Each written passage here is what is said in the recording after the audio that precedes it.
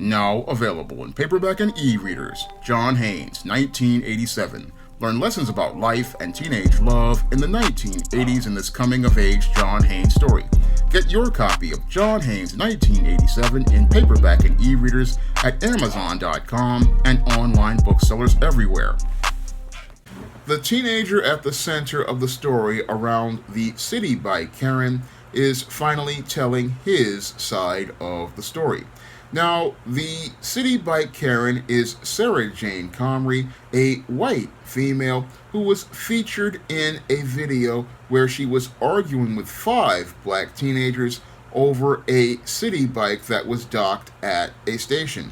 And while her lawyer alleges that he has receipts to show that Sarah Jane Comrie allegedly had possession of this bike, the teenager at the center of this story is presenting his side of the story and is presenting receipts to show that he had possession of the bike first and had possession of the bike ever since he got it in the South Bronx. Now, according to the exclusive News One report, 17-year-old Michael is a West African immigrant who is a senior in high school, and because his family receives public assistance, he gets a discount on the Citibikes that he goes out here and rents. And that corroborates with Citibike's own website, which states that it does have a program to give discounts to those who are on public assistance Citibikes, and he says that he was able to rent one of the more popular e-bikes, and the reason why he went out here and rented this e-bike on his account and is that he would get it for 45 minutes and he would get it for free. However, the rate increases after 45 minutes. And what Michael does to avoid having to deal with paying these fees is he rides the bike and then stops and docks the bike in order to reset the bike's timer, and this would allow him to be able to ride the bike once more for another 45 minutes. And he says that as a part of the Citibike Angels, a group he's a part of, he is used to doing this, and he says that even most regular Citibike riders do this. What they do is ride the bike, dock the bike, and then ride the bike again. And Michael says that he has a series of receipts which are featured on the News One website, and this series of receipts basically show us all of the details of what went on this day, very different than the receipts that were presented by the lawyer for Sarah Jane Comrie, the Citibike Karen. Now, when Sarah Jane Comrie and her lawyer went out here and presented their receipts, what they showed us was, that she had so-called possession of the bike, but these receipts are more detailed, and they show us not only that Michael had possession of the bike, they also show us how long he traveled and show us a paper trail that is related to possession of the bike. So the first receipt shows us that the bike was ridden from the Bronx to Manhattan and ridden all the way to Harlem, and it shows the bike actually being docked in Harlem and corroborates with the story that Michael is telling about riding the bike for 45 minutes and docking it, because he goes from 164th Street and the Grand Concourse to Amsterdam Avenue and 136th Street, and that is the first of the receipts.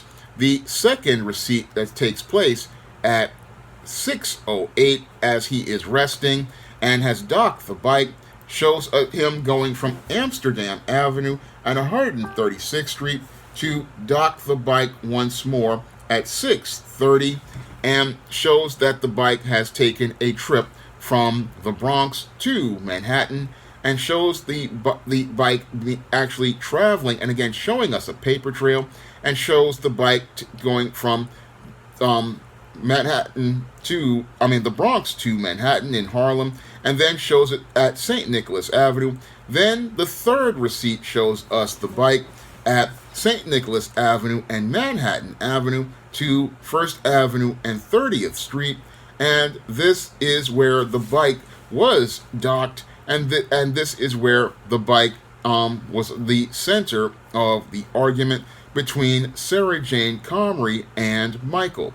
Now, Michael had one of the more popular new e-bikes, and as he had one of the new, more popular e-bikes, that's what I believe he had. That's where Sarah Jane Comrie had an issue with Michael. She saw that he had the brand new bike, and she wanted to get access to this bike. And that's where she went out here and, according to Michael, had a confrontation with them, saying that she wanted to take this bike. And this is where things lead into the viral video. And this basically, when I'm listening to Michael's story, he's corroborating all of his story with facts and details that basically have the ring of truth. Because as I'm listening to Michael's story, it's sounding like he did have possession of the bike from the Bronx all the way to Manhattan. And as he went out here looking to dock the bike to go out here and take possession and reset the bike, this is where he ran into Sarah Jane Comrie. And when he ran into Sarah Jane Comrie, this is where she decided to go out here and, as I see it, confront Michael. And she wanted to go out here and confront Michael to try to take this bike. But Michael was in possession of the bike and was going out here and using it, redocking it, and resetting things. And again, when I'm listening to Michael's story, I'm seeing a pattern of the evidence that showed that he was actually in possession of the bike. And Sarah Jane Comrie wanted to go out here and take this bike from him, even though he was actually in possession of the bike, and was also looking to go out here and be able to take this bike back out. And as somebody, he wanted to take the bike back out, and what she wanted to do was go out here and basically take the bike from him. And she wanted to go out here and then talk about this bike was hers, but it never was in her possession. And again, I'm looking at things again. Yes, these bikes can be docked, and once they're docked, there's nobody's possession. But the whole thing was he was in possession of the bike and was going to reset this bike so he could ride it again. So this is where she wanted to go out here and try to take the bike from him. And as she saw that she could not take the bike from him, this is where she went into the histrionics. And this is where Sarah Jane Comrie basically showed us all that she was a racist, because at this point, this is where she was trying to go out here and make herself out to be the victim of a crime that had not happened, and she was hoping that some white knights would come along and try to save her from these violent black brutes. But this black boy was not a black brute. No, he was a young man who was just going out here enjoying a trip on a electric city bike like most teenagers here in New York City do. And the person who I believe is in the wrong is Sarah Jane Comrie, also known as the Citibike Karen to some. And I believe she was coveting the fact that this young man had one of the electric city bikes, and she believed that she was entitled to take this bike from this young man. That's what I believe happened here that led to the altercation and started all of the problems. Sarah Jane Comrie, I believe, felt entitled to take this city bike, which at that point was still in the possession of the young man physically, even though he had docked the bike, and technically it wasn't anybody's bike at that point, but he had physical possession, and he had physical possession ever since he had received this bike on 164th Street and the Grand Concourse, which was the first stop of the trip, and where he originally took possession of the bike. And if he had taken the bike all the way from there all the way down to the outside of Bellevue Hospital, that's where Sarah Jane Comrie basically was in the wrong for trying to take the bike away from this young man who still had physical possession of the bike.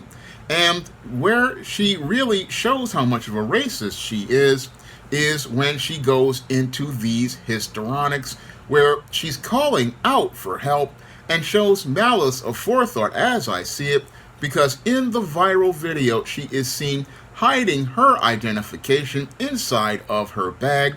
And again, that shows malicious intent as I see it, because once she went out here and decided to take that ID and put it in the bag, that's where she showed that she basically was looking to have ill will against this young man, because making those calls for help were basically like making a whistle to call out these white knights, and she was hoping that these white knights would deal with these black brutes. Again, no different than what many young black men dealt with during the dark days of Jim Crow, when a white female would go out here and make an allegation of some sort of violence, and then this would spur many of those beta white males to go out here and look to do harm to that black man by lynching him and taking his life. And that's possibly what could have happened here to this young 17-year-old man,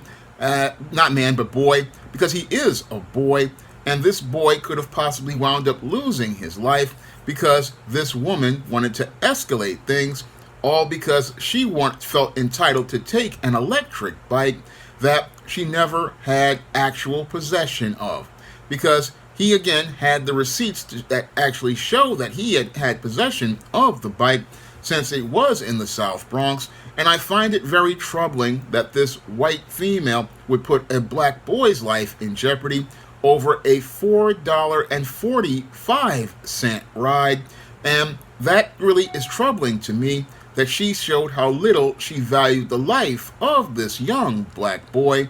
And it really, again, just troubles me, because even today, now we see that nothing has really changed here in America, and that a black man's life has no value, or a black boy's life has no value.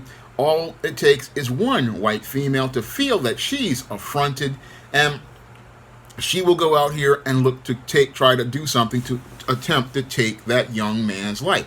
Now, as Sarah Jane Comrie has been made a victim by those on the far right, they have gone out here to create a GoFundMe that has raised up to 6 figures for Sarah Jane Comrie.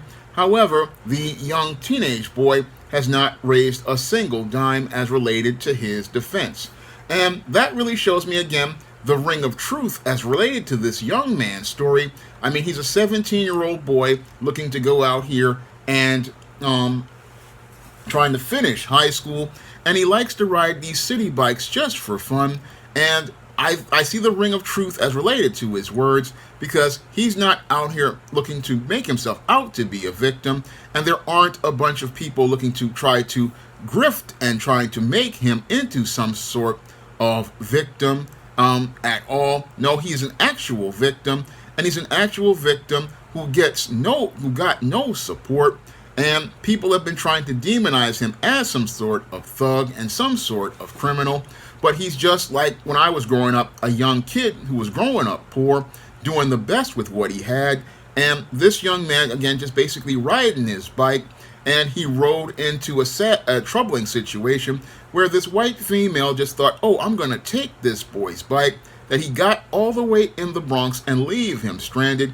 And because I'm a white female and I feel entitled to take what he has, I'm going to just go out here and take what he has, leave him stranded here, because I'm white and I say so. That's what Sarah Jane Comrie was looking to do. And again, I find it troubling that she's out here getting funds raised for her, and it just shows me how twisted the far right is. They're looking to try to make her a heroine, when in actuality she's a villain. And she's a villain if you really look at the story objectively, because if you look at the story objectively and look at the facts, I look at the facts, and again, the young man's story rings true, and it rings true because I'm looking at him being transparent as related to these receipts. I'm looking at him being transparent as related to the story he's presenting about himself. I'm looking at him and I'm looking at the details of his story, and all of the details of his story basically present facts that follow a timeline, and he has a paper trail that shows everything is true as related to him and as related to the alleged possession of the bike. And when I look at the Citibike Karen's whole story and how she had to go get a lawyer, that really was one red flag for me, along with the video showing her hiding her ID. I mean, if there's no crime committed, why are you getting a lawyer? And why are you having this lawyer represent you? Moreover, why aren't you telling people not to go out here and raise funds for you?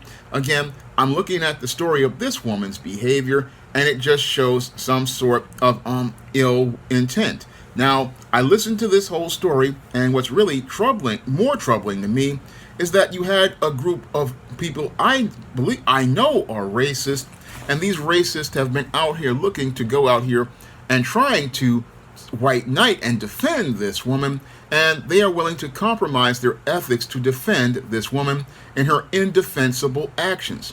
What I found to be troubling is you've got people who go to platforms like myself, Mr. Superboy, and many others, making threats, talking about you need to take down this video because she supposedly has a lawyer. And these are the kinds of words that individuals use to intimidate people through gaslighting, because what they're trying to do is trying to gaslight people in an effort to try to silence new black media from reporting on the story, because new black media has been actively reporting on the story and refuting most of the narratives that have been presented in right and far right media as related to this story.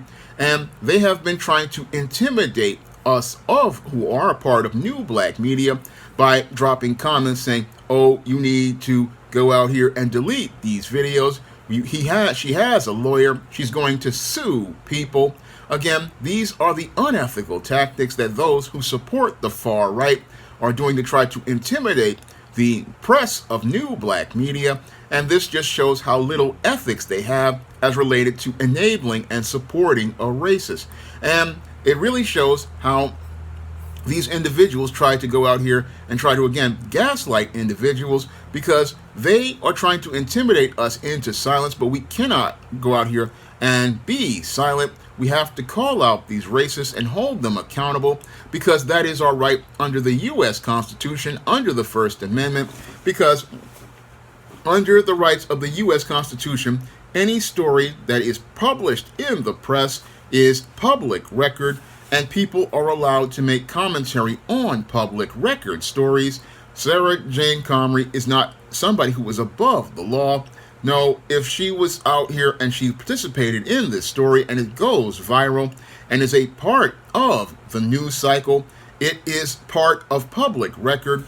And since it is part of public record, people are allowed to make criticism and commentary under our United States First Amendment, freedom of the press. So there are efforts by those on the right to try to silence people as related to this story, and that is the most reprehensible thing I ran into when I tried to first report on this story. Individuals trying to go out here in their sock puppet accounts and even their own personal accounts, looking to intimidate people on social media into not talking about this story, because they were looking to defend the honor of a dishonorable white female. And when they did this, they just showed me how racist they are, and it showed me how the lengths of these individuals will go to as related to their lack of ethics. And again, you're looking to slander a young black boy, and you're also going to try to demonize him as a thug. I mean, this is what the far right media is out here doing, and they're sitting there trying to make him the bad guy. And they sat there for 2 weeks talking about, oh, where's his side of the story? Well, now we have his side of the story, and his side of the story, along with his transparency and him showing us clear receipts with dates and times, is showing us that the Citibike Karen is a racist, and is showing us hard evidence that basically shows that his story rings true. And again, this woman has gotten over 6 figures from racists all across the country. But this young man who was just about to finish high school, where's his support? Critical question I have to ask, because again, here's a 17-year-old boy standing up like a man, showing character, showing integrity, and this young man basically is being dragged through the mud as related to his name and reputation, because all he did was look to go out here and get one of the more popular Citibikes. And again, this is something that is first come, first serve. And as he was served with this bike, he was looking to use that bike. And again, this woman wanted to go out here and say that she had possession, but she never had possession, and her own so-called receipts show this. Her own so-called receipts show that he docked the bike, and she looked to take the bike from him, but as he pushed it back on the dock, what that did was reset the bike once more. So again, when I'm looking at the evidence from both sides, it's looking to me like the Citibike Karen doesn't have a case at all. And what she's looking to do is trying to, and the people on the far right are trying to do, is create a story to make her out to be a victim, when in actuality she was the perpetrator in this incident, and this perpetrator needs to be held accountable. And I believe that we really do need a law to deal with these Karens, because these white and non-black females need to know that they need to respect the laws of this country, and they need to respect the rights of black men to have their life, liberty, and pursuit of happiness without having to deal with their macro and micro aggressions and their modern day urban terrorism. Black men deserve to have the right to have their life, liberty, and pursuit of happiness, and we need legal precedent to set a standard as related to the law that will hold these white females accountable whenever they start something with a black man that could put his life in jeopardy. And I believe we need, people with the discipline and resolve to fight to get that tangible of justice for young black men, so that they won't become a victim of someone like this Citibike Karen, or like in the past, Emmett Till, who was the victim of Carolyn Bryant Donham.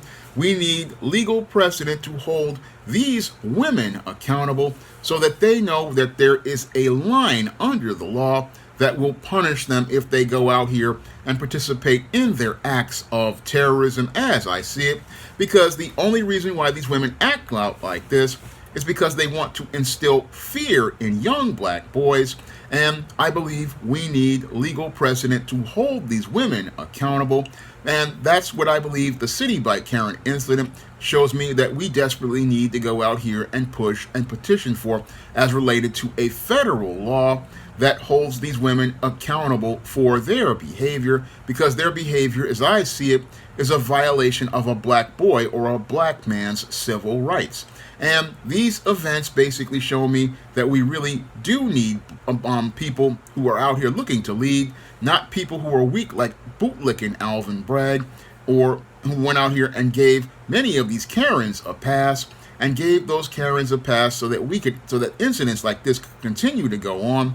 Because if he had done something about the Central Park Karen and Maya Ponsetto, we would not have Sarah Jane Comrie. And again, that shows me how weak black leadership is, because true black leaders would have shut this down, and they would have held this woman accountable for her out-of-pocket and just racist behavior. And I look at this whole case again, and I'm listening to both sides of the story. And as I listen to both sides of the story and weigh the evidence, I'm weighing the evidence, and it shows me that this boy had possession of the bike. And since he had possession of the bike, he was in the right from the beginning, and all of the evidence is pointing that way.